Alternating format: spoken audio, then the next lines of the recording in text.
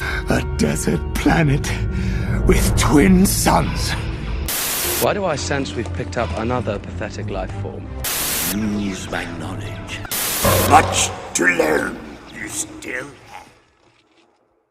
Welcome back to Twin Sun Talks, folks. I'm your host, Jonah Liu. Thank you so much for listening, and welcome to our sixth installment of our species profiles. We're going through some pretty cool species that aren't necessarily prominent anymore, but I think that y'all are going to enjoy it. We're going through species like the Pikes, Zygerrians, Pantorans. It's going to be a fun time, and I hope that I can teach y'all a thing or two. So without further ado, let's dive into ARC Trooper training. Gentlemen, who wants to be an ARC Trooper? I do, sir! Before I get started, if y'all haven't watched or listened to my other 5 species profiles, you can go back. They're episodes 41, 48, 53, 60, and 71. They're all in the playlist on YouTube.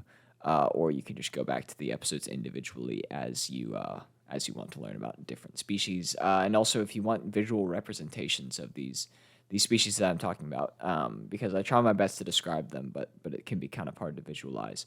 You can go to my website, twinsuntalks.wixsite.com/twin-sun, and you can scroll down near the bottom of the page. There's an image carousel with graphics that show what the different species look like.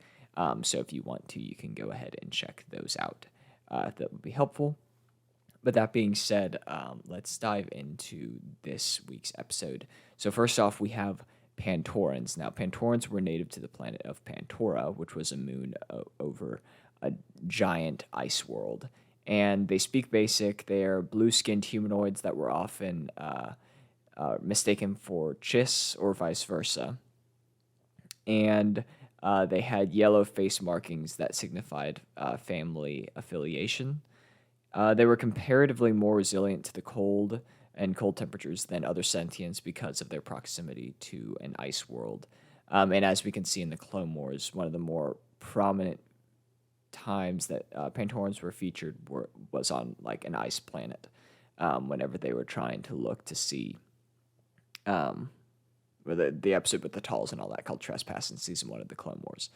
So there's that. Members of the species include Senator Chuchi, who is fairly prominent in Clone Wars. She's in that episode Trespass. She's also in a couple episodes about the kidnapping of Chairman Peppernoida's daughters, and the other member of the species that I wanted to mention was, in fact, Chairman Peppernoida.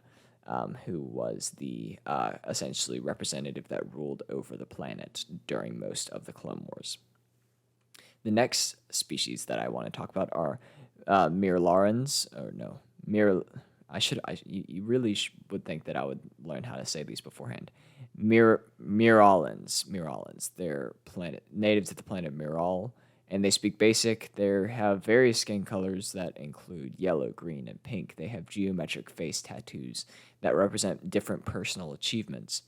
They were generally very spiritual and believed in the Force, and members of the species include Luminara Unduli, who is a member of the Jedi Order, Jedi Master. Very prominently featured. She doesn't have any speaking lines, but she's a pretty distinct character in the movies. She's in both the second movie of the prequel trilogy, Attack of the Clones, as well as Revenge of the Sith.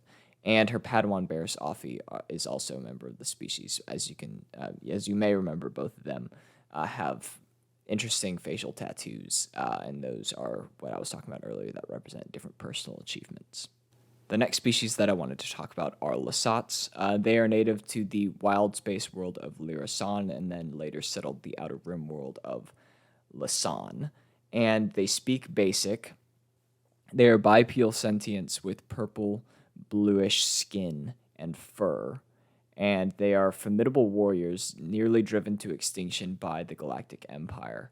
And the Lasan High Honor Guard wielded traditional distinct weapons called bow rifles, which are pretty cool. They're kind of like the electro staffs that Magna Guards use, Magna Guards being the types of droids that were often bodyguards for Count Dooku and General Grievous. And members of the species include Garazeb, Zeb, Aurelios, and Jero Tarpal. Zeb was a member of the Ghost Squadron in Star Wars Rebels, and then Jero Tarpal is from the game Jedi Fallen Order, which I haven't actually played, but he is the master to Cal Kestis, who is the main protagonist of that game. So they're a really cool species. Fun fact, Lasats were actually, or a Lasat, what they look like, was the original Ralph McQuarrie concept design for Chewbacca. So that was almost what Chewbacca looked like. So, and that's a cool thing about Star Wars Rebels, is that a lot of the art style takes directly from Ralph McQuarrie concept art design. So we do enjoy to see that. So that's about all that I have to say about Lasats. Next up, we have Zygerrians. Zygerrians are native to Syria.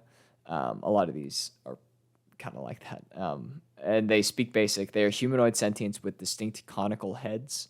And if you can't picture that, you would know them when you saw them. They have enlarged craniums that contain two brains, which interestingly enough allowed them to consider two sides of an argument at the same time, which made them excellent mediators in arguments. So they were often sent as the diplomats during political disputes because they could listen and contemplate both sides of an argument at the same time. They had two hearts to provide necessary blood flow to their binary brains, and in Legends, their species birth rate was so low that the Jedi Council actually permitted the most prominent member of this species, Ki-Adi-Mundi, to have multiple wives in order to increase the population, where like these wives weren't necessarily he wasn't romantically attached to them in any way, because obviously that would go against the Jedi code. And actually, I talked about this a little bit in my episode that I did on Valentine's Day about Jedi romance, but he was actually so he took the idea of like emotional detachment so seriously that several of these wives and some of his daughters that he had with them died like all together in this tragic event.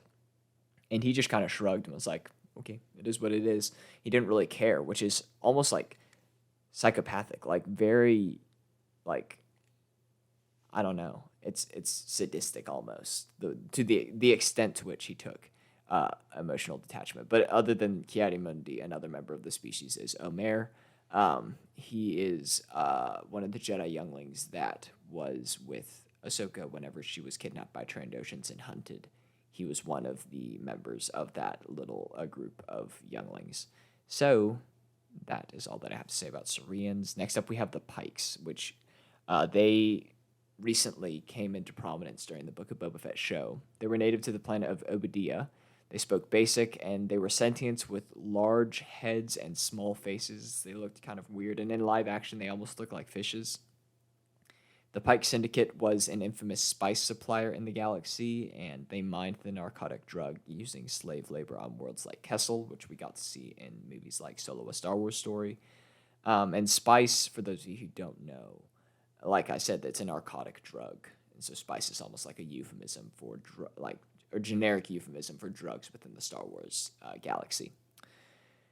The Pikes also joined Darth Maul's Shadow Collective in the days of the Clone Wars, and members of the species include Marge Krim, who was the leader of the Pikes in the latter days of the Clone Wars, and then Lom Pike, who was initially the member of the Pikes that extended his allegiance to Maul and then was killed by Darth Tyrannus, aka Count Dooku, on Obadiah whenever Anakin and Obi-Wan were investigating the mysterious death of Sifo Dyas, which you can see more of in the Clone Wars. It's in the 6th season. It's a really great episode. I watch it all the time.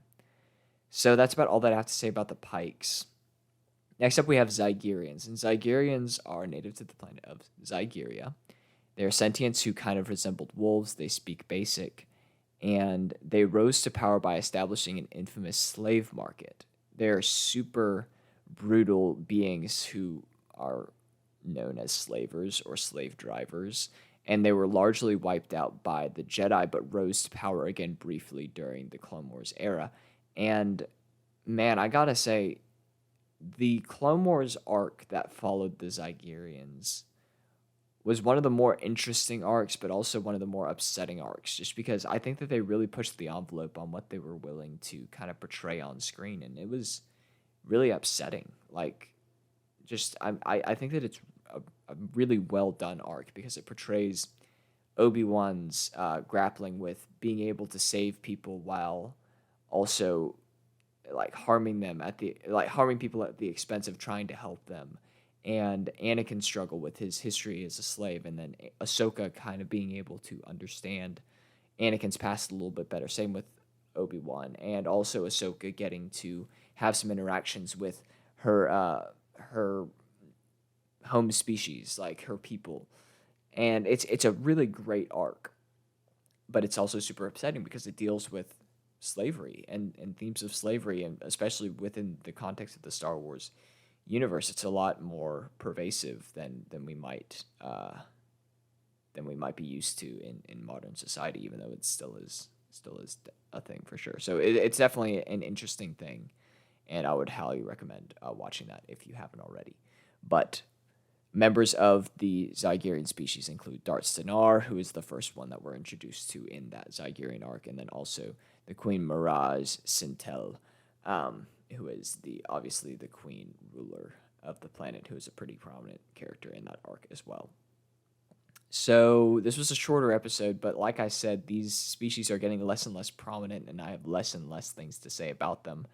I'm sure that if I really dug, I could find more, but I don't think that that's super necessary. I think that it's cool just to be able to have a couple fun facts about them. And if I ever come across a species that y'all want to learn more about, like super in depth, then I'm happy to do that. Go ahead and comment under these videos if you are watching on YouTube, or email me at TwinSunTalksPodcast, or DM me on Instagram, TwinSunTalks, and I'd be happy to go more in depth about any of these. But that being said, this is all that I have for this episode, but it wouldn't be a proper episode if I didn't leave you with just a little bit more. So my more for this episode is that Chairman Pampanoida, who is one of the notable members of the species of Pantorans that I was talking about earlier, is actually originally played by George Lucas himself. And I just find that super interesting. I think that it was cool that that's what George put himself as in the movies. And you get to spend a little more time with him in the Clone Wars, and I liked seeing, like, Dave Filoni did, like, a little extra about it and talking about how important it was to him to get George Lucas's character in it correct. But he's available. You can see him in either the graphics on my website or in the thumbnail of the video on YouTube. So if you want to check that out, then go ahead and do that. But that's about all that I have for this episode. Appreciate y'all listening. Go ahead and share this with anyone that you think might enjoy it. And yeah, that's about all that I have. You've taken your first steps into a larger world. May the force be with you, and I will see y'all in the next episode. Bye, friends.